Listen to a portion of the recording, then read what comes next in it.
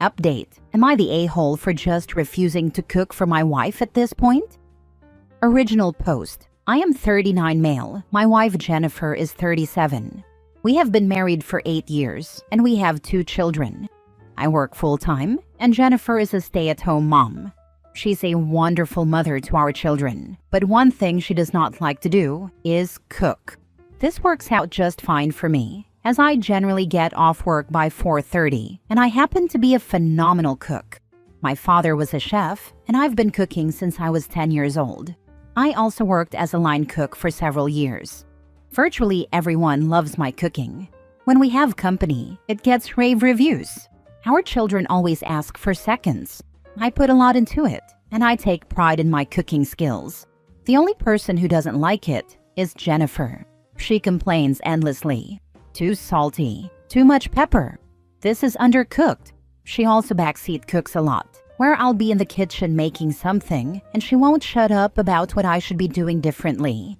The worst part though is that she'll frequently insult my cooking and then go get garbage like a Hot Pocket or a frozen dinner from the freezer. Last Wednesday, I made Salisbury steaks with mushroom gravy, cream cheese, mashed potatoes, and roasted asparagus. When I put Jennifer's plate in front of her, she made a disgusted face. She poked at her Salisbury steak for a few seconds, took the tiniest bite imaginable, then made an exaggerated retching sound, dramatically threw her fork on the plate, and went to heat up a microwave burrito. I just snapped. I didn't say anything at the time because our children were there, but I was completely done. The next day, I made teriyaki bowls with broccoli. Jennifer sat at the table waiting for hers, and I informed her that I was done cooking for her. When she asked why, I told her it was a waste of food and that she should just go have a Hot Pocket. Jennifer is furious that I won't cook for her, and she says that instead of giving up, I should try a bit harder. I think she should just subsist on whatever microwavable slop she likes and stop complaining. Did I escalate too much here? Now for the top comments before reading the update. Not the a-hole. She created this dynamic. Just make sure you and your babies are fed. She doesn't deserve your food, especially since she's being negative on purpose. One thing that I take very seriously is how my boys eat. My wife and I are very fortunate to be able to afford good ingredients, so I spend probably more than necessary on food for them. My older boy says he always looks forward to his lunchbox at kindergarten. I'm appalled by her behavior in itself. Does she do this in front of your kids? There's so many things wrong with this. I would simply serve her a burrito or a Hot Pocket going forward. Not the a-hole, for the fact that cooking is a part of her duty as a wife, especially since she is a housewife. She should be nothing but grateful that you come home after a long day of work and cook good meals for her and your family. You should tell her to learn how to cook and start making dinner if she doesn't like your cooking. It's not for you to try a bit harder. I'm sure you work hard enough supporting your family and being present in their lives. It's not your job. You have a job, which allows her to not have to learn yours or go get one. She's ungrateful and entitled, seemingly. I've often wondered if it was insecurity on her part. Maybe since she doesn't cook well, my cooking well is a blow to her self-confidence? She is 100% trying to tear you down because it makes her feel better. Being insecure is normal, but this is not how to deal with it. This is borderline emotional abuse. And you can tell that from her reaction. If she just didn't like home cooking and genuinely thought it was gross, she'd at least be polite or ask you not to cook for her. But she wants you to feed her, so that she has opportunities to harshly put you down, like negging. Be careful, OP. Edit. Thank you for the comments. Unfortunately, people are sending me harassment through private messages, and many of these people come from the same community that has cross-posted this multiple times.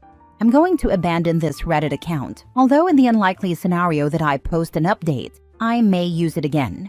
I'm just exhausted from reading comments about how I'm supposedly a terrible father for not making the right food for my children, and how my wife must be right about my cooking.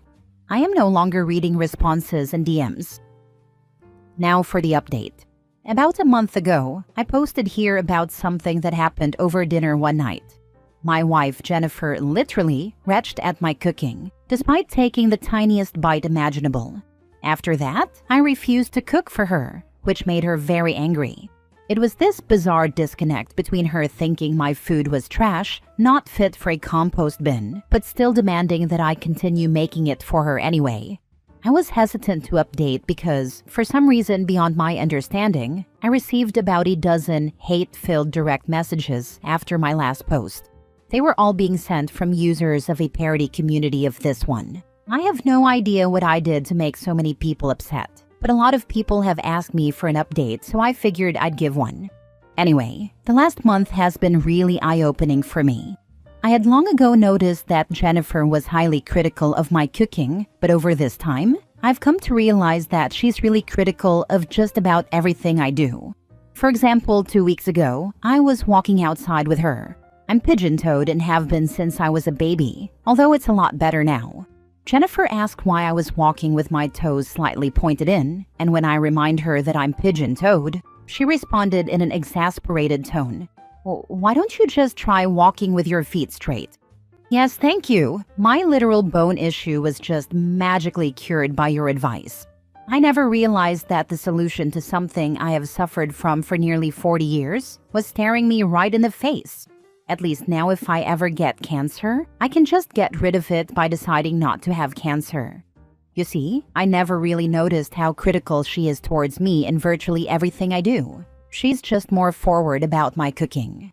For example, when she walks into my home office, she always scrunches up her face in this really displeased way.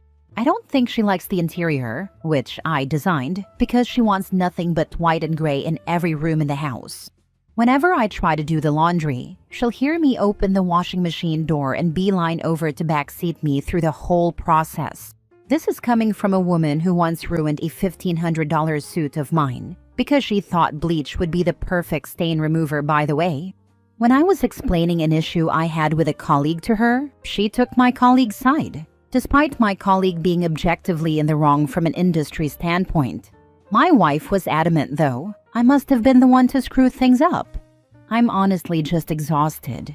The criticism of my cooking was the worst, yes, but it really just overshadowed everything else she always found fault with me on. I tried to have a conversation with her, and naturally, she denied doing anything of the sort, denied ever being rude to me, and even denied retching at my food. She actually tried to gaslight me. She kept asking me questions like, "When did I do that? Tell me the date." Then she called me a hypocrite for being critical of her, hijacked the conversation, and eventually stonewalled me. I've come to realize that I don't really like my wife anymore. She's just such a negative person. It makes me sad, but in the next few days, I'm going to ask her for a divorce. She's not going to like it, but I've come to realize that when she walks into a room I'm in, I get anxious about what she's going to say to me. Thank you for all your comments. I also apologize if this was long-winded. My marriage is falling apart, and I'm not in the best headspace right now. You don't ask your wife for a divorce. You see a lawyer and go through the process. Not the a-hole. I'm sorry to hear how you have been treated, but no one deserves to live like this. You should be with someone who loves you and lifts you up, not tears you down and gets enjoyment out of it. I'd go speak to a lawyer first and get everything in line so you know where you stand and she can't file before you and put lies in. So don't tell her until she's served, or you have the papers to serve her ready. Edit. Thanks for all the advice. I'm getting hate messages from that community again, and I really don't need this as I have to deal with child custody, divorce, assets, and telling my children that mommy and daddy are going to be separating. It's a really stressful time. And they're mocking me in DMs. I'm going to stop checking my inbox on this account, so I won't be reading any more of your comments. Thank you so much for all the support. Next story, update. Am I the a-hole for using information against my mother in court that I know will destroy her mentally and emotionally? Original post. I, 34 female, am involved in a very dramatic court case with my narcissistic mother and stepfather. First, a little backstory. When my sister was 1 and I was 3, my mother initially had custody. However, she went missing for 4 days, leaving my sister and me in the home alone. Investigations were conducted, and we were raised by our father. There was a reunification plan. However, my mother did not follow any of it, and her parental rights were terminated. No one had ever talked negatively about my mother while I was growing up or told me what happened. So when I was 20, I found my mom and decided to develop a relationship with her. Big mistake. After reuniting with my mother, I discovered quite a bit of information that I previously had not known. She is a narcissist, formally diagnosed, specifically a vulnerable narcissist. My stepfather has BPD, also formally diagnosed. This past decade has been torture. Faked cancer. I was made to shave her hair. I had to pay them to watch my 2 children. Constant arguments. The list is too long to name. In 2022, my parents decided to move 15 hours away for a get-rich-quick scheme involving flipping homes. I decided to stay in our hometown because my youngest child's father had died, and I wanted to stay close to his family. Plus, I was already in a year-long relationship. My mother was enraged. After she had already left, she tried everything to get me to move up with them. She asked me how much money it would take to break up with my boyfriend, got me fired from a job, wrote posts online about how mean I am, texted my oldest about me, sent me hundreds of messages each month, etc. This has been going on continuously for about a year. Earlier this year, I was served paperwork. My mother and stepfather are suing me for grandparents' rights. However, no court date was ever sent. My oldest child goes to her father's every break, and when she came back from summer break with him, she was acting very differently. I found out that my mother and my child's father had been in close contact for about a year and a half. They had my daughter speak with my mother, see my mother, and recorded videos of her that my child did not know about. I have sole legal and physical custody, so needless to say, a huge argument happened, and I am now restricting any visitation. As a result of this incident, my mother and stepfather set a court date for a month from now. So here's why I ask if I am the a-hole. For court, I plan on using text messages, where my mother said my stepfather is a danger to children. Text messages from my daughter's father stating my mother is psychotic, and he would never give our child access to her, and my mother's court records. My mother has over 140 plus charges on her record in 5 different states. My stepfather knows none of it. I'm also using the fact that her parental rights to me were terminated, so legally, she has no rights to my children. My concern is that, knowing she's a narcissist, when I use these documents in court, it will humiliate her and probably turn my stepfather against her. I do worry it's going to trigger a horrible reaction from my mother, possibly the worst. I wish my mother no harm. I just want to be left alone and protect my children. I've been no contact this whole time, hoping it would stop, but it hasn't. I am feeling so conflicted. Now for the top comments before reading the update. Be aware, CPS cleared me after my mom called them on me. With one caveat, if I let my mother back in my kids' lives, CPS would take them. Further, that my letting a known child abuser, my abuser no less, around my children, was an indication that my parenting choices were in question. I'm glad you were cleared. Gives me hope I can get through this too. I'm staying no contact, and have no intentions of ever engaging again. Which is why I also told my oldest child's father he will not see her until further notice, because he will let my mother around my child. If I can get a restraining order, I will. I'm just trying to get her out of my children's and my life, but with limited fallout. Looks like I can't avoid that, unfortunately. I'm wondering why you remained in contact with your mother once you discovered her issues. I often ask myself the same question.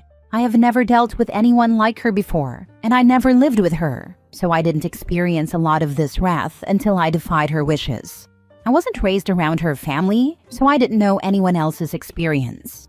I also didn't know a lot of the criminal stuff until I hired a private investigator.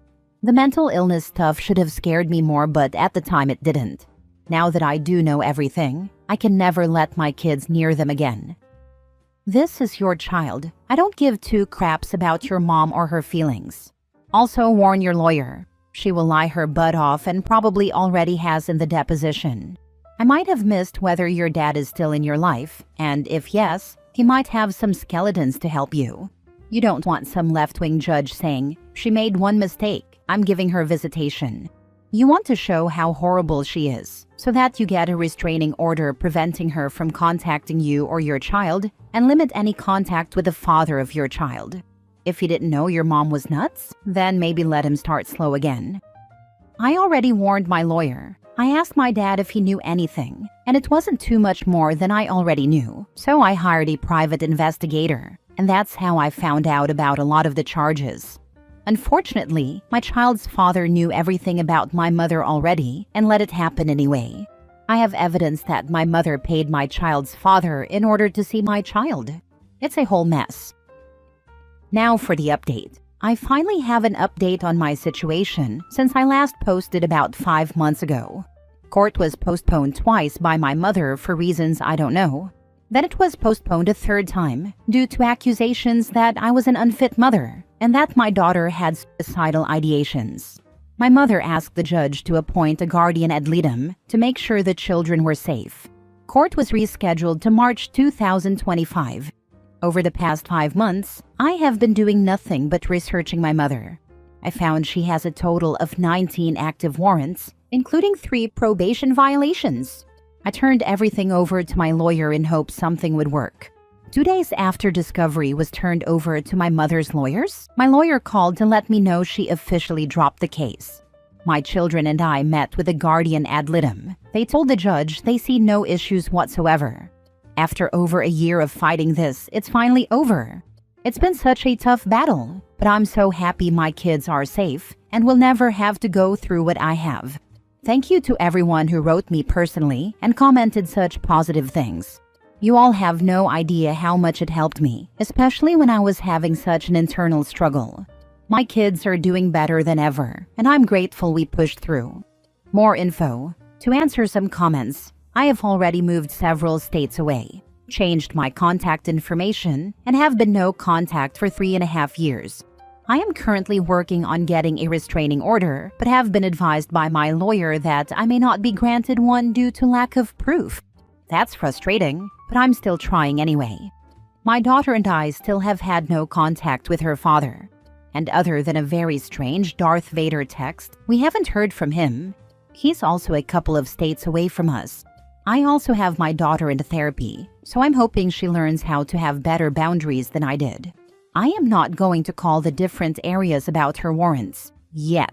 My thinking is that she won't make any big moves against me as long as they are active and I know about them. It's something I can hold over her head, just in case she tries something again. I know it's probably not over, but this was a huge win. How does one acquire 19 warrants? She has 30+ aliases and has 200+ charges in 8 different states. All financial-related crimes, identity theft, robbery, fraud, etc. She's a con artist.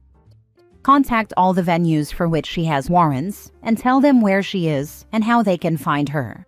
Let them take care of it from there. If OP reported the warrants to her lawyer, as an officer of the courts, they are mandated to report the fact that they know. Whether this happens or not, if the warrants are out of state, or are there some in state, who knows? Lawyers do have expectations of confidentiality, but that's only in regards to those paying their bills. The mother wouldn't be covered.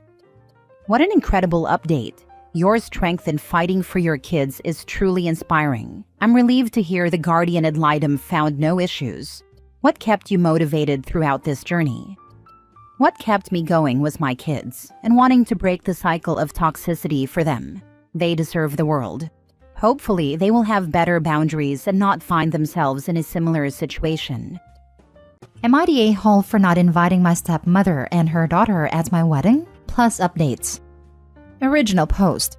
I, 24 female, am getting married next summer to my fiancé Joe. My mom died when I was 7. Dad married Kay 4 years later. Kay has a daughter Ella, 22, from a previous relationship. Kay and Ella are easily the most entitled, spoiled, and rude people I've ever met. They never treated me like family, and Kay has done everything possible to push me away from the family. I haven't been in any family pictures since I was 14. I was never allowed on any family vacation/activities. And as per Kay's request, my dad banned any family members from giving me any gifts for my birthdays/holidays. She always hated me, And I can't even remember all the times I cried because of the things she would say to me. Ella was the favorite child. Whatever she wanted, they would get it to her. Me? I had to work if I wanted something. School supplies? Work for them. My clothes don't fit me anymore. Work for new clothes. Ella liked to break my stuff too, and I would be grounded because I got mad at her. My last straw was when she cut all pictures I had of Mom. Dad found me crying, and when I showed him the pictures, he told me to let it go. I packed a bag and went to stay with my grandparents. I was 17. Dad never came for me, never called or texted me either. He reached out to me when I was 20, apologized and said he wanted to reconnect. I told him if he wants that, he will have to work very hard to earn a relationship with me, since he hasn't been my dad since I was 12, and in 3 years I haven't heard from him at all. He said he'll do anything to be my dad again. Since then, I've been low contact with him because I don't feel like he's putting enough work into our relationship. I finished college last year, and he attended the ceremony, and after that, we spent the entire weekend together bonding. It was the first time I felt like I had a dad in almost 13 years. I wanted my dad to attend the wedding as a guest, but I don't want Kay or Ella there. I talked to my dad about it, and he was okay with attending as a guest while my grandpa will be walking me down the aisle. But he was really mad when I said I will not invite Kay and Ella. His reasoning is that they're his family, so that makes them mine too, and he doesn't want them to be excluded. He then said he will not attend if they aren't invited. So I said, okay, I guess then you won't attend my wedding then. And our relationship is over since you're choosing them over me again.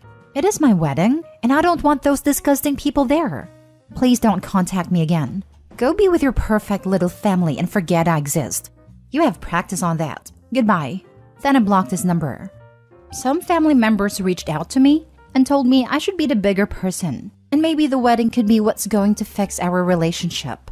My grandparents said that it's my big day, and that I shouldn't have people that make me uncomfortable there. Joe and his parents agree that I shouldn't invite people that hurt me just because they are legally considered family. So, am I the a-hole?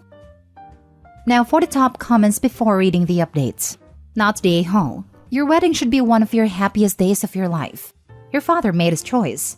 You don't always need to be the bigger person anyway. But they're not even really asking you to do that. They're asking you to be a pushover and let your father and his wife and her child get their way. That's not being the bigger person, and you're so much better off without them. Opie, I hope you have a beautiful wedding, stress-free, and embrace your new family. I never understand be the bigger person. No, what's in it for me? It's always almost said to the person who has zero wrongdoing in a situation as well. Opie didn't get any birthday or Christmas presents for years, just because stepmom didn't want it to happen and threw a fit, which is only one of the many things stepmom did. And yet somehow Opie's still supposed to be the bigger person. Do that as a 24-year-old, instead of the people who are adults and have been adults for decades. Not the a-hole. Your grandparents are right. They've done nothing to deserve being invited, and why sacrifice your own happiness on your wedding day for them? Not the a-hole, and I shudder to think of what they would do at your wedding to mess it up, or make it about them. Yep, Opie's dad has proven time and time again that he doesn't care about anyone except his cruel wife and spoiled stepkid. The day he decided to let them bully and alienate Opie, he gave up his right to be in her life. She was generous enough to let him back in, and now is wasting that chance. Not the a-hole, Opie. I hope you have a great wedding with Joe and your grandparents, the people who deserve to be there. Now for the first update. The situation has blown out of proportions. Kay's family has been blowing up my phone, sending me death/other horrible threats. And what's worse is that they have sent the same threats to my grandparents. I had a panic attack so bad when my grandma called and told me, so I'm currently in the hospital. Joe's mom is with me, and Joe and his dad went to my hometown to bring my grandparents here because I'm honestly scared something may happen to them. I don't know what to do. This has turned into a nightmare. And before you suggest a restraining order, in my country, they won't give you one unless they actually hurt you. Joe's aunt has offered to have us move in with her across the country, and as much as we love our life here, we will accept her offer. A lot of people keep asking why Kay and Ella want to come to my wedding when they clearly hate me. I don't think they want to come. I think it's the fact that I don't want them there that makes them want to come. They're not used to being told no. I've had some comments saying I should expose their threats on social media, and I think I'll do that, plus tag all of them. I can update after I do that if y'all want me to. Thank you for all the comments and messages. Second update. I posted all the texts alongside the backstory on Facebook and Instagram, and I tagged them all. Safe to say they aren't happy. Kay and Ella are now cut off by all her family because apparently they didn't know about how they treated me. Kay and Ella have been lying to Kay's family for years, pretending to be good stepmother/sister and painting me as the witch that never accepted them and made their lives hell. In addition, my dad is offering me money to delete the post because his friends and boss saw it. Dad's friends refuse to talk to him and his boss wants to see him first thing Monday morning. And I'm assuming it is to fire him because Dad's job involves public relations and this is bad for their image. Now they're blowing up my phone with apologies and begging me to delete everything. My dad is blaming Kay for all of this and is considering divorcing her in the hope of saving his reputation. On another note, we accepted Joe's aunt's offer to move in with her and we are thinking of making the move to Aunt's city permanent. Because honestly, I'm in love with this place, and we may even get better paying jobs here. Anyways, tonight we are going to have a small party to celebrate my dad's life being ruined. Daddy wants to divorce Kay to save his reputation, but not to save his relationship with his daughter. Kay, Ella, and Dad can buzz all the way off. He should have divorced her the minute she told him his own daughter shouldn't receive Christmas presents. I can't even imagine the conversation they had where Dad is like, yeah, that seems reasonable.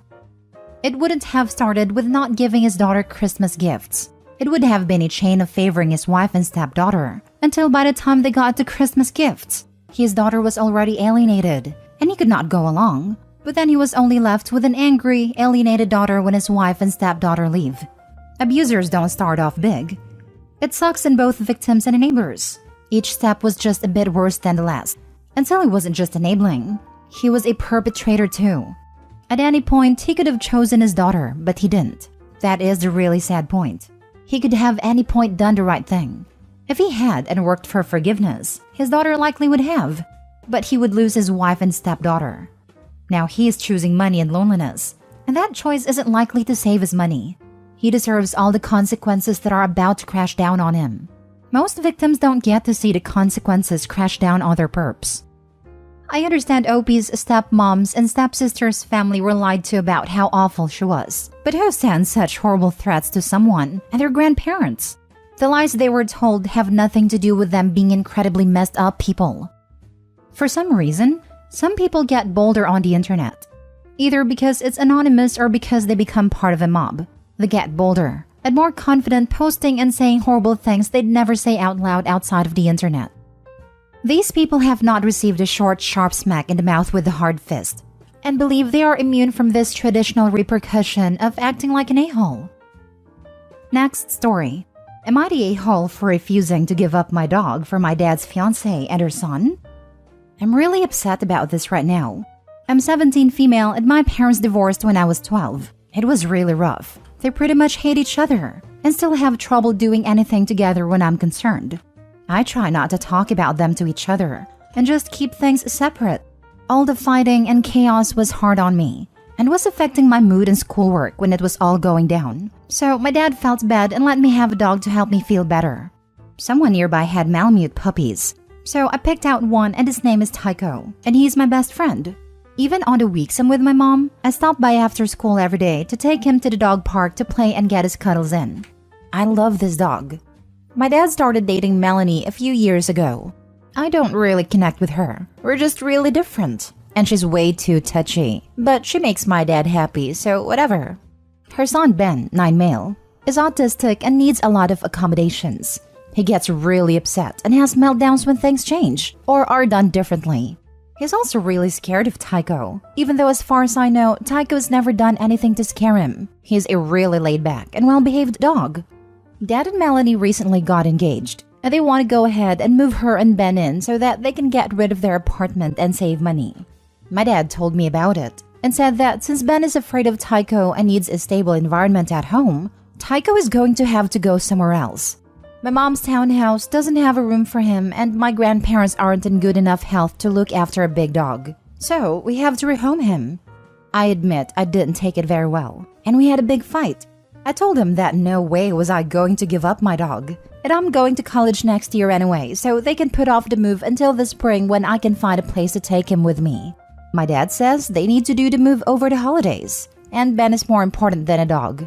I told him if he gives away my dog, I'll never forgive him, and that he obviously thinks Ben is more important than me too. My dad is mad because I'm making this a choice between me and his fiancée basically. Melanie's having second thoughts about the engagement since I don't want to live with them. My mom is mad at my dad, and they're fighting again. And I'm afraid to leave Tycho alone because he might not be there when I get back. My aunt says I'm being childish and that my dad deserves to be happy. Am I the a-hole? Now for the top comments. Not the a-hole. Your dad shouldn't have given you a dog to take it away later. However, you also need to be prepared. It isn't easy to find a place to take a large dog. If your plan is to bring him with you, you need to be working and saving money. You will likely need to rent a house or a room in a house where they let you have him. And you'll have vet bills to cover, food, etc. Agree, this is sad, but Opie should be prepared that it is going to be very, very difficult as a college student to find a place big enough for such a large dog. Yes, I have a cat and people even struggle to find rentals with them. Unfortunately, Dad likely got the dog to keep them coming over, but didn't seem to be committed to keeping the dog. Not the a-hole. I usually side with parents. But rehoming your dog because he can't wait 6 months to move his girlfriend into the house? Seems like he is choosing his girlfriend over his child, and that's a huge no-no. Melanie's son does have a right to feel safe in his own home, but that does not include forcing you to get rid of your dog. That's just not a legitimate thought to have. Maybe Melanie should have second thoughts about your dad.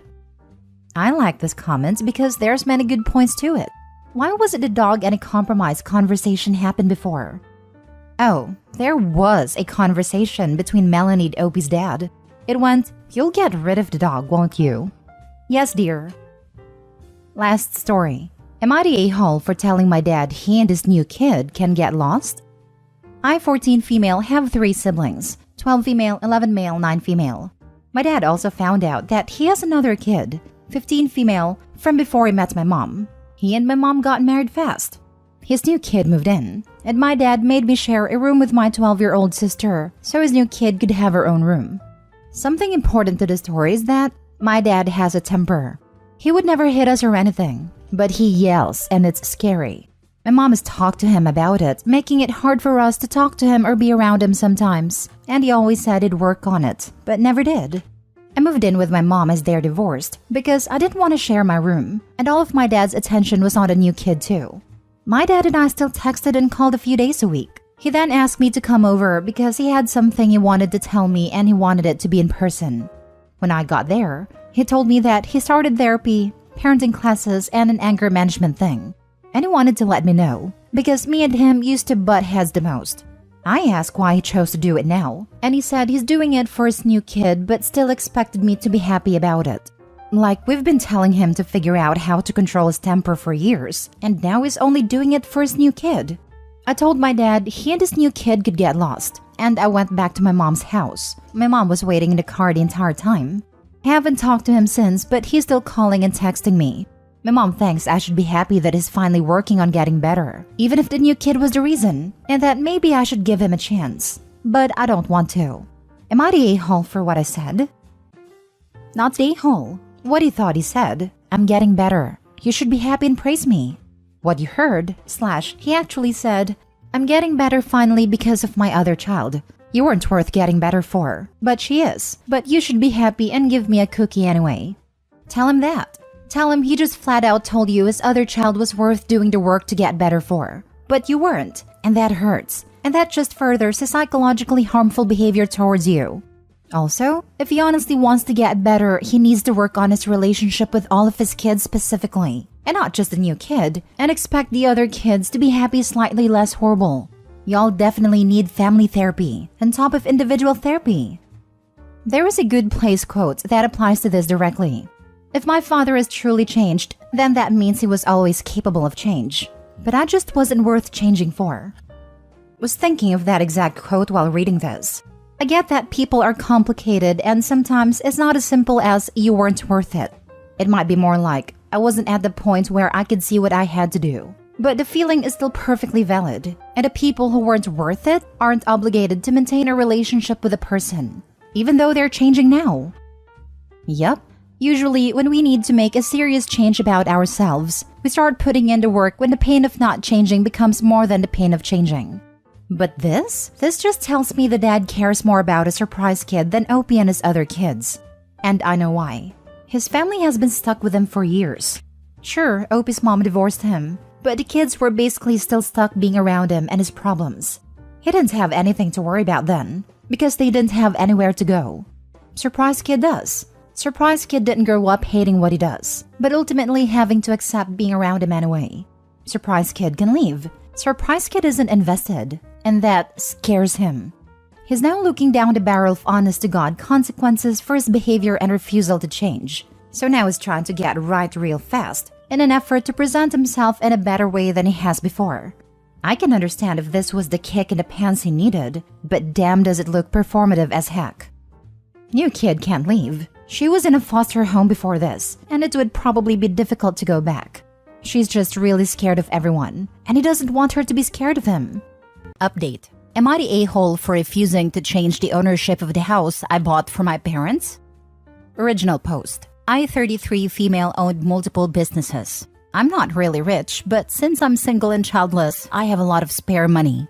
I also saved a lot for my retirement since I don't plan to marry and have children. I'm the youngest of my siblings, and the one that made most money. My elder siblings sacrificed a lot for me to get education since my father passed away when I was 17. I'm forever grateful for them. My stepfather Dan, 68 male, has 10 children with his previous wife. His previous wife passed away from cancer years ago. Dan and my mother, Susan, 58 female, was introduced when I was 20. I don't like his family. His children are all greedy and selfish. In my country, it's our culture to give money to our parents after we started working. Poor Dan was a school principal, but he loaned a lot of money for all his children, making sure they won't be trapped with student debts. In the end, his monthly pension money will be deducted from the bank to pay debts with little left for their expenses. Luckily, my parents have a farm and that helped them to earn money. My step-siblings always ignored him when he asked for money, and my siblings were always the one that said money. My step-siblings will ask for vegetables and chickens from the farm for free. They didn't even go inside Dan's house, which is considered rude. They just took the things they needed and left. They rarely came back to visit them, and when they did, they rarely buy groceries. I worked hard to earn money for my family. I figured if I have money, I could solve all their problems and make their worries and sadness from poverty go away. So, 3 years ago, I bought a house for them and renovated it to their liking. The house is even bigger than my house and Dan's previous house. They can keep their dogs, fishes, chickens, and ducks. Dan is a good person. He helped me and my siblings when we were very poor. I paid for the house maintenance, hired housekeepers, and bought groceries every month. I gave them pocket money every month too. I made sure they would never lack of anything or need to work hard again, and all they need to do is relax in their old age. My step-siblings started to come frequently, stayed there at weekends, and ate the groceries that I bought. All the groceries are high quality. I only buy the best for my parents. Heck, they don't even cook. They expect my mother to cook for them. If not for the 2 housekeepers, my mother will be tired keeping the house clean because all of them are lazy bums. Their children throw snacks on the floor. Me and my siblings appeared amicable with my step-siblings, but we expressed our disapproval behind their backs. We know they do the same. They're two-faced after all. They even ask for some money from my stepfather sometimes, the pocket money that I gave him every month. My stepfather will always give some of his money every time, much to my frustration. They're a chef, accountants, manager, and teachers, mind you. A week ago, I came back alone to my hometown and stayed in my parents' house. I came to see if my parents lack anything in the house and to see the dogs and 2 cats. 3 of my step-siblings were there, with their family. We all talked for a bit in the living room and then the topic of the house ownership came up. Apparently, my stepbrother thought the house is on Dan's name. I told them the house is still in my name. They got upset and passive-aggressively said I don't trust or care about Dan or my mother. I asked why does it matter since Dan and my mother live a comfortable life and I would never kick them out. Dan, being a passive-aggressive individual himself, shut them out and praised me, saying that I'm not his daughter but still do more. They were offended and went home that night. They have been making passive-aggressive posts about being controlling on Facebook ever since. My siblings made passive-aggressive posts as well. Most of it are mocking quotes about greedy and shameless people. Am I the a-hole for refusing to change the ownership of the house? Does it matter when I managed everything in the house? Now for the top comments before reading the update.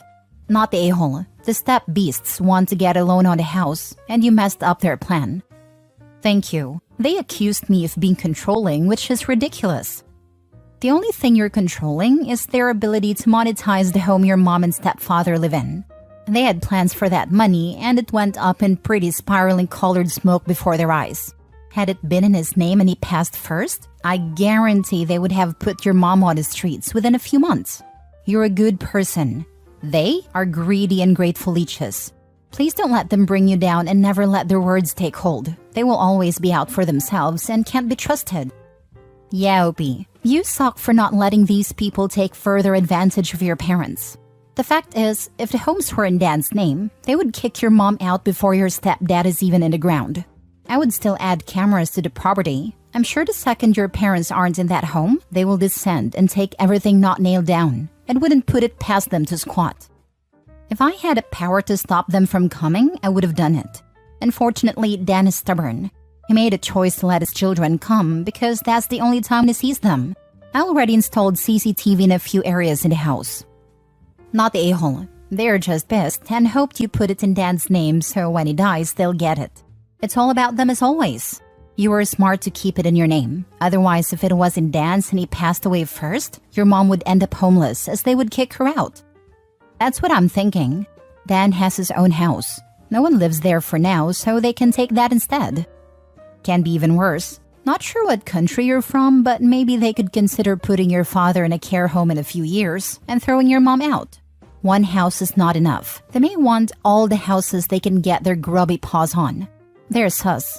Don't ever let them get any advantage or they might just fully show their butts. You're a good kid to your parents. I love how you take care of them. Oh, definitely. They don't want the old house because the house is old and not as nice as the new house. The old house is not renovated and properly maintained. Update. Hello, I know my story is a bit boring, but I will give an update nonetheless. I was planning to visit my parents in my hometown this weekend with my siblings to talk to Dan about my step-siblings' behavior. Turns out, Dan already talked to them in their family group chat. My step-siblings were angry. 6 step-siblings threatened to leave the group chat and stop contacting him. Dan said so be it. They didn't do it. I will make it short. 1. Step-siblings spread rumors about me being someone's sugar baby. My nosy aunt heard about the rumor and told my mother and Dan, telling them how ridiculous the rumor was. 2. Dan snapped in the group chat and disowned them. He kicked 6 of my step-siblings that spread a rumor out of the group chat. 3. The 4 youngest step-siblings remain in the group. Unlike the elder siblings, they lost their mom when they were young, so they see my mother as their mom. Apparently, their elder siblings borrow, meaning coerce, money from them every month. They also decided to go no contact with their elder siblings. Me and my family blocked the 6 greedy demons. Thank you for the encouraging words from previous post. Have a nice day, everyone. Finally, an ending that doesn't make me rage. Trash took itself out. If not for that, this would still be a crap show. Even better, stepdad threw his own a-hole Bayou kids out for being an a-hole to OP. I have the feeling that this one's not done yet. There's still a lot of things that the step-siblings can do that would mess things up. And in less individualistic societies, things are never easy. At least OP and step-parents seem to have their heads and hearts in the right place. As always, laughing out loud at the parasites threatening to go no contact. Oh no, what will Dan do? Kowtow to the parasites or respect the stepchild looking after him and his wife? How will this round of F-around it find out unfold? My mother-in-law is essentially no contact with me. I am purposefully no contact. And I think she believes she's punishing me while I'm just blissfully existing. It's so nice not being roped into crap all the time anymore and having to avoid rocking the boat. Or rather, work on keeping that boat from tipping over. She can drown for all I care. These people want to believe they're so important so badly, and then when it backfires, they're super surprised. No, not having to placate and take abuse isn't a particular hardship. Some people are so full of themselves they think the sun shines out of their behinds. Therefore, not speaking with them is some unbearable punishment. Last story. Am I the a-hole for refusing to go to my brother's wedding because he didn't want to invite me in the first place? Plus updates. Original post. So for context, I, 21 female, have an older brother, 25 male, who is getting married later this year. We used to be somewhat close when we were growing up, but drifted apart after I met his now fiancée, 24 female. From the start, his girlfriend and I didn't really get along, but I've always kept it civil for the sake of him and my family, so there are no bad feelings between us. Or so I thought. My grandmother called me up about 4 weeks ago to ask if I wanted to go dress shopping with her for the wedding, and I was so confused because I didn't even know my brother was engaged. I thought nothing of it and assumed they didn't mention it because I don't live with my parents anymore, but did find it somewhat strange that no one posted anything about the proposal until I found his girlfriend's private Instagram account on my boyfriend's phone because she blocked me. About a week ago, my mom called me and told me that the invitations were sent out that day and asked if I got mine because my brother's girlfriend was supposed to give them to my boyfriend since they work at the same company. I said no, and she was very irritated. She called me back after talking to my brother and told me that she's inviting us to the wedding and I don't need an invitation. So I said that I am not going to the wedding without an invite, and that if they didn't want me at the wedding, I don't want to be there. Now, my family is saying I'm the a-hole for not accepting the invitation. My mother inviting me over the phone and saying that I want to ruin her wedding day. So, am I the a-hole? Now, for the top comments before reading the updates. Nope, I sure as heck wouldn't go either in that case. Your mother has every reason to be upset, but with your brother and his wife, not with you. Your mother can't claim you didn't accept the invitation because there was none, and it's not on her to invite you. You weren't invited, and attending the wedding would just put you in a really uncomfortable and awkward position. It would be another matter if, at the very least, your brother had called you to apologize and personally ask you to attend. But he didn't. Maybe he still will, but it's a little too late for that in my opinion. This. Brother doesn't want her there. Whatever the reason, don't go. They'll be unhappy. You'll be unhappy. No good can come of your going. Sounds like mom is trying to play happy family. If you want to solve the problem, then address the problem. Asking everyone to play happy is insulting and cruel. Opie will be sitting there, skin crawling in discomfort. At least that's how I'd feel. That was always one of my mother's lines. I told her when they start paying my bills, I'll start caring what they think. Mom is beefing up with the wrong person. They're beefing with the person they think is most likely to cave. Plus, she only has to deal with one person then, not her son, his fiancé, and possibly fiancé's family. I think she's failing to realize that it's too late. The damage has been done. If fiancé now turns around and says, oopsie, it won't be believed. And if she now sends an invite, OP probably will RSVP no. Not the a-hole, but please ask your parents why you didn't even know your brother was engaged and what the justification is for that. Ask your mom how she would feel if she found out about the engagement from another family member. Frankly, even if I got an invite, by this point I would decline. Now for the first update. Thank you for everyone's comments. I only posted a story today, but I already have the update because it just happened a few hours ago. My parents and my brother showed up at my house. Luckily, my boyfriend was home too. Oh, and I'm so not going to the wedding. This is what happened. My brother's fiancé does indeed not want me at the wedding. My parents and brother are trying to convince her to invite me. No thanks, not after everything. They came to our house to tell me I should apologize to my brother's girlfriend. I was totally fine with it. I only wanted to know what it was I was apologizing for, which is where I might be the a-hole. They told me that they couldn't tell me what it was, but that it happened 2 years ago when future sister-in-law and I used to work together at the same company. I tried to find out what it was, but they wouldn't tell me. My boyfriend got a bit upset about everything and told them that if they can't even tell me what I did wrong, he sees no reason for me to apologize. My brother then let us know that he doesn't care if we don't attend, but my grandparents told him if he doesn't invite me, they're also not going, and that's the only reason they want me there. So I decided that I'm not going to the wedding. Me and my boyfriend are going on a trip for the weekend. Not to be petty or anything, we're just going to enjoy ourselves. I really appreciate everyone's positive comments. Apologize. For what? Something from 2 years ago, but we won't tell you what. That is seriously insane, OP. Enjoy your trip. It's a power trip thing. I'd be willing to bet there's no thing from 2 years ago. Fiancé is just pushing the boundaries of what she can manipulate this family into doing. Good on OP for washing her hands off the whole ordeal. Agreed. And the parents going along with the stupidity gives off strong golden child vibes. Good for the grandparents. They should go for a mini vacay that weekend too. Take the grandparents with you. I would contact the grandparents directly, or go see them if you can and tell them exactly what you were told by your parents and brother. If they decide not to attend the wedding, then I would invite them on a weekend trip along with you and your boyfriend. Take them someplace that they would love to see or visit. I did this many years ago when my cousin did not invite several of the other cousins to her wedding. Grandmother refused to attend when she found out.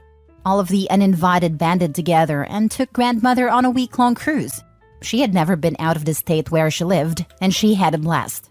One cousin got us all t-shirts that proudly stated the uninvited on the front, so we all took a photo with the shirts before boarding the ship and posted it on everyone's Facebook pages. The groom did not know that this was all going on, and he almost called off the wedding. They split about 2 years later once he learned how petty his bride could be. I love that idea. Totally inviting them with us.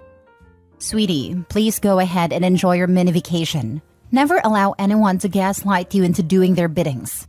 There's absolutely no economical benefit of attending the wedding. Not the a-hole. Second update. So my grandparents actually called me the following morning asking if I got invited to the wedding. I said no, and they were so mad. Turns out, my grandparents were paying for the wedding. My brother told everyone he was paying for everything himself, but nope. My grandparents are now not paying for the wedding, after a future sister-in-law also refused to tell them what she is upset about.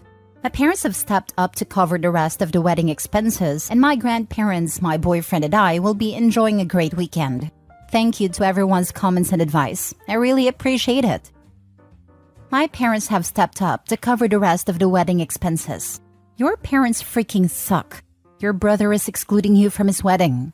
He won't tell you why. And not only are your parents okay with it, they're stepping up and helping pay for the wedding? Gross. I tell the parents to buzz off, since your grandparents are being more parental than your actual parents are capable of. Well, now OP knows who to cut out of her life. They made it easy for her. Don't you love it when trash takes itself out? Your parents are the a-holes. So when you get married, are they paying for your wedding? Will they demand you invite your brother and future sister-in-law or they won't pay? She can't say what it is you did, but you have to apologize. It must be so petty that if she told, she would in fact be the a-hole. Enjoy the day with your grandparents and your boyfriend. Save yourself the money and grief. To me, I wouldn't even do holidays with them. Your parents picked sides, not you, and they can enjoy the fruits of their labor. Update. Am I the a-hole for not wanting to be involved in my ex's kid's life? Original post. I, male 35, was dating Elena, female 33, for 2 years when I found out she was cheating on me with one of the dads from her son's hockey practice. Elena has a 9-year-old son. After finding out, I broke up with her and asked her to move out. Eventually, she moved out. A week later, she showed up at my door asking if I could watch her son because she couldn't find anyone else. I thought it was a one-time thing, so I agreed. We played video games, and I cooked him dinner. Then she texted me, thanking me and saying her son missed me so much, and that it was great for him to hang out. Now, she keeps dropping him off. Last time, I told her I couldn't be her babysitter. I want a clean break and a fresh start. She called me heartless and mean, saying I'm the only dad her son knows. He never called me dad, nor did I expect him to. She keeps guilt-tripping me, accusing me of abandoning her child and punishing him because I'm a petty, sad man. Am I the a-hole here? Is it wrong to ghost her and her kid? Edit to add, thanks with her affair partner didn't work out because he was married and his wife found out. Now for the top comments before reading the update. Not the a-hole. You gonna babysit forever while she's getting buck shots in her net? She says my relationship with her kid should be different. I was his father figure, so it shouldn't be affected by my resentment toward her. Not the a-hole. The only thing tying you to this kid is his mother, who cheated on you. Why are you letting her do this to you? You don't owe her or her kid anything. You're a father figure after 2 years? Come on, she's using you and guilting you about it. Guilt only works if you let it. Her and her kid aren't your problem. Let the guy she cheated on you with watch her kid. Not the a-hole. It was a 2-year relationship, and her son is 9. So you're probably not a paternal figure, but more like a cool grown-up friend. She cheated on you. She's seeing the consequences of her actions. She's the one punishing her son, not you. How do you know that every time she dropped her son off at your place, it wasn't to spend time with a man? I honestly never saw myself as a father figure either. They moved in with me 6 months before the breakup. I took her son to his appointments and events a few times. Maybe that's why she got the idea? I have the feeling she used you from the beginning. You don't have to be part of her son's life. If you were together for 8 years, okay, you might be his paternal figure. But in this situation, it's just an excuse for her to use you. In what universe would you be the a-hole? She says I'm abandoning her kid. I'm punishing her kid because we broke up. I'm petty for not wanting to be the father figure because her kid's bio dad is unknown. She really gets around, doesn't she? She cheated on you and she doesn't even know the father of her kid. What an absolute piece of work. I don't know about that. She said the dad was some guy she met in a bar one night when she was younger. She said she didn't like talking about her past. Now for the update. I texted her and said, I'm done with you. I can't watch your kid anymore. Bye forever. And then I blocked her. An hour later, I started getting messages from people asking, why don't you leave this woman alone? You stalker creep. I was shocked. What the hell? Apparently, she told everyone that I'm stalking her, begging her to get back together and using her kid to get close to her. I responded to anyone messaging me by sending them a screenshot of my actual text. I'm done justifying myself. This woman is insane. What was I thinking? Trying to get back into the dating scene after my wife's tragic passing? For 6 years, I was single, and life was peaceful. I'm gonna contact my therapist again. I need him more than ever now after this disastrous experience. Not the a-hole. Your ex is a total drama queen. Good for you for blocking her and setting boundaries. Don't let her mess with your head. She is manipulative and toxic, twisting the narrative to make herself look like the victim. Make a public post and set the record straight. This can do more damage if you remain silent, and if anyone contacts you, just reply with screenshots. Her making up lies about OP is a red flag the size of a skyscraper. Cut her off, but keep the screenshots in case things escalate more. Next story. Am I the a-hole for walking out of my dad's birthday dinner after being ambushed by my stepmom? I, 25 female, have always had a complicated relationship with my dad and his wife, my stepmom. My parents divorced when I was 8, and my dad remarried shortly after. His new wife brought 2 kids into the marriage, and they later had 2 more together. So, I have 4 half-siblings and 2 step-siblings, all younger than me. Growing up, I always felt like the odd one out. My dad's focus was on his new family, and while I was never outright excluded, I always felt like an afterthought. My mom raised me and I visited my dad every other weekend, but as I got older, the visits became less frequent. I've made an effort to keep the peace over the years for the sake of my dad. I visit for holidays, attend family events, and try to bond with my half-siblings. But my stepmom and I have never really gotten along. She is always criticizing me, my career, my clothes, even my decision to stay single for now. My dad usually stays out of it, saying he doesn't want to take sides.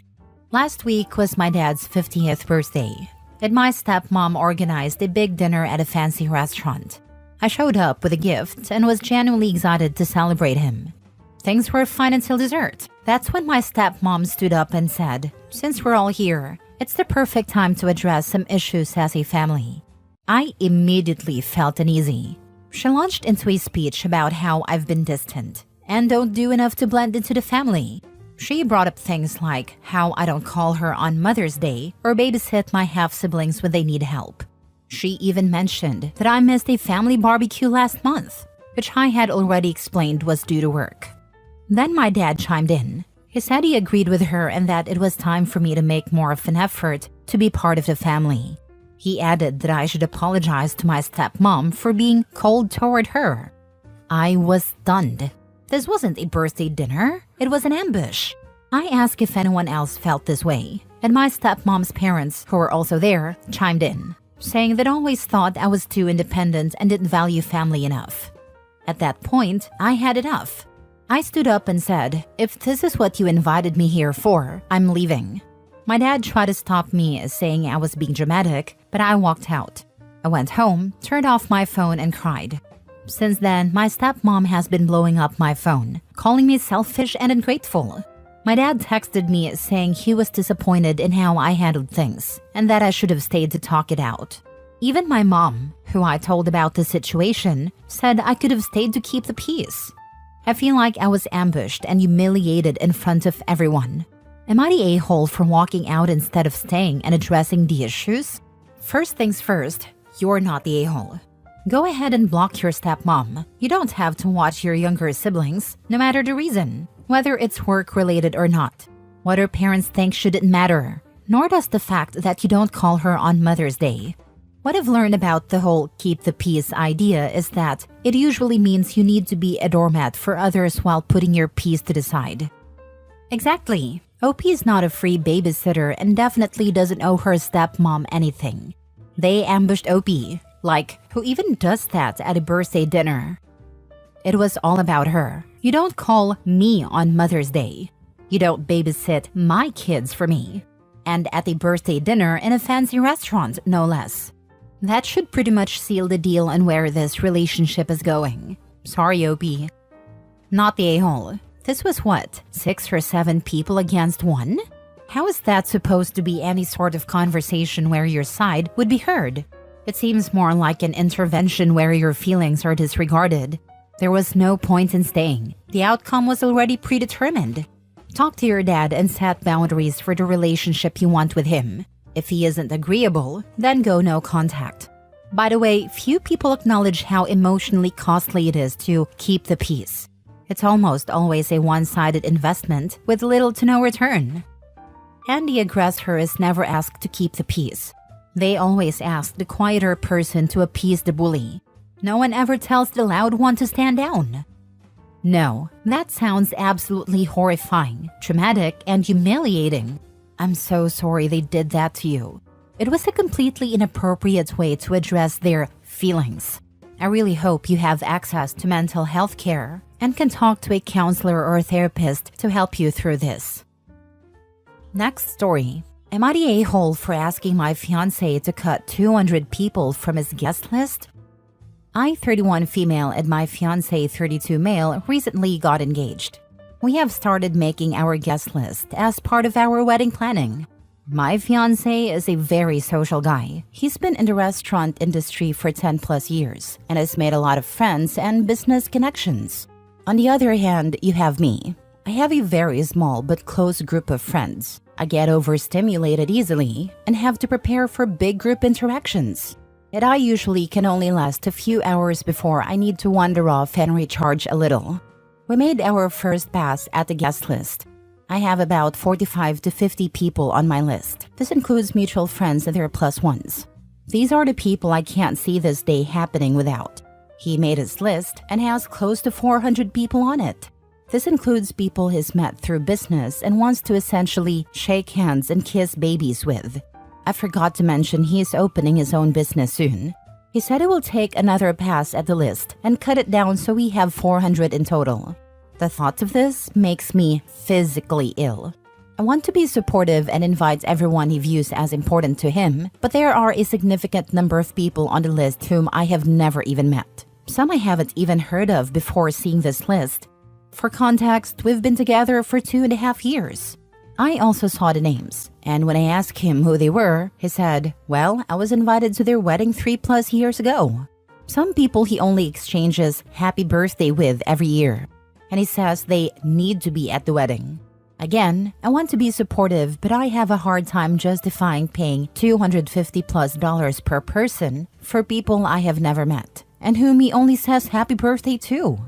I've tried explaining this to him, but I know we are both passionate people, and sometimes I have a hard time expressing how things make me feel.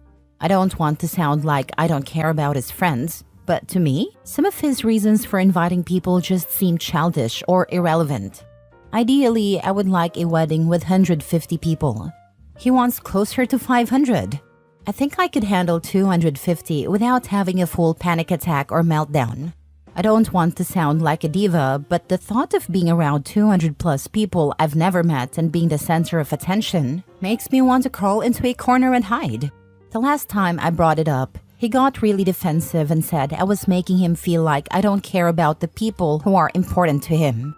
I don't think that's the case. But am I the a-hole for wanting him to cut down from 400 people to 200? Now for the comments. Was the $250 per person a typo? That is way too much unless you come from royalty. Not the a-hole. He should understand that a wedding of that size will overwhelm you. Info: I married off my daughter 16 years ago. The cost was, if I remember correctly, $40 per plate. $1,000 for the rental of the hall, a country club, and she wanted a fancy cake that, if I recall correctly, was $400. We had 150 to 200 people, plus the bar tab. This was in southern Wisconsin, a medium-sized city. With the cost of food, bar, staff, venue, and rental equipment in today's market, $250 is about average per plate. The bigger the guest count, the more expensive the venue, due to the size and number of rooms needed to rent. Let him know that all these people he rarely sees are going to see this invite as gift grab and be turned off by it. Who is he trying to impress? Not the a-hole. He's treating your wedding as a network opportunity. To him, it's a soft lunch for his business with no regard for your feelings. I would be surprised if even half of the guests show up. I wouldn't attend someone's wedding if I hadn't seen them in 3 years. Same. I wouldn't go to a wedding where I don't know anyone or hardly know anyone. I don't like sitting through the ceremony and the dragged-out speeches, let alone covering the cost of presents/monetary gifts, hotel, travel, etc. Last story. Am I the a-hole for calling my sister ungrateful after she said I didn't do enough for her daughter? I, 38 female, and my sister, 37 female, have 3 kids, 10 male, 10 female, and 5 male. Her 10-year-old twins are in 5th grade. Her son, Rhodes, and her daughter, Lydia, are both going to middle school next year. My sister wanted them to attend a private middle school about 30 minutes away from us. It's a selective school, and incoming students need to take a test to be admitted. Rhodes and Lydia took the test a few weeks ago and just got their results back. Rhodes and Lydia have always had a massive academic achievement gap. I'm a teacher and haven't seen a gap this wide between siblings in my career. Rhodes can read, write, and do math several grades above the 5th grade level. My sister asked me to tutor both Rhodes and Lydia when they started kindergarten, and I've tutored them for free since then. Rhodes has always been naturally intelligent. School comes easy to him, and he puts in far less effort than Lydia or even most kids. I've had to bribe him with candy to do homework he can complete in 5 minutes because he'd rather be shooting hoops with his friends. Basketball is another thing that just comes naturally to him. Lydia, on the other hand, does not play sports. Lydia is several grades behind where she's supposed to be. My sister has had her and Rose tested for ADHD, autism, and other conditions, but nothing has come up positive. For some reason, no matter how hard Lydia tries, she struggles. She struggles with basic arithmetic and reading. To make matters worse, we can't force children to be held back, and my sister has refused to hold Lydia back, even though it's been recommended multiple times over the years. To give you an example of how stark the difference between the 2 kids is, for their reading logs, Rhodes is reading a nearly 500-page book on the history of college sports and seems to understand it well. Lydia, meanwhile, reads picture books meant for kindergarten and 1st grade. None of my colleagues at work have seen anything like this, such a stark difference between siblings, especially twins, even if they are fraternal. No surprise here, Rhodes got into the middle school but Lydia did not. My sister got angry at me when she found out, saying I didn't do enough for Lydia. I told her she was ungrateful and blamed her for passing Lydia on when she wasn't ready. She said I should have faith in Lydia and not agreed with teachers who have a vendetta against her that she should be held back. I told her that Rhodes is just naturally smarter and that she needs to accept it. She got mad at me and is now not answering my texts. Am I the a-hole? The tests don't lie. There's no reason why they can't go to different schools. You want to challenge Rhodes and allow him to excel, and you want to ensure Lydia has all the support she needs to do well. Since you were tutoring both of them, I'm just wondering how much farther behind Lydia would be if you hadn't been tutoring her. Absolutely. I can't help but wonder if all Lydia hears from her mother is how smart Rhodes is and how dumb she is. The best thing for Lydia would be to hold her back a grade before she gets to middle school.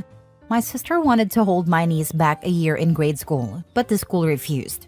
She happened to move to a different school system that summer, and when she enrolled my niece, she put her in the same grade she has just completed. That made a world of difference for her. OP, I assume that Lydia has been checked for dyslexia and other reading disorders, had her eyes examined, etc. I feel bad for Lydia having to compete in her mother's eyes with her much smarter brother. I hope things can turn around for her, not the a-hole. Honestly, it sounds like the mom is blaming teachers and her sister for her daughter not being successful in school. I don't think she berates her daughter. If anything, she's in denial about her abilities.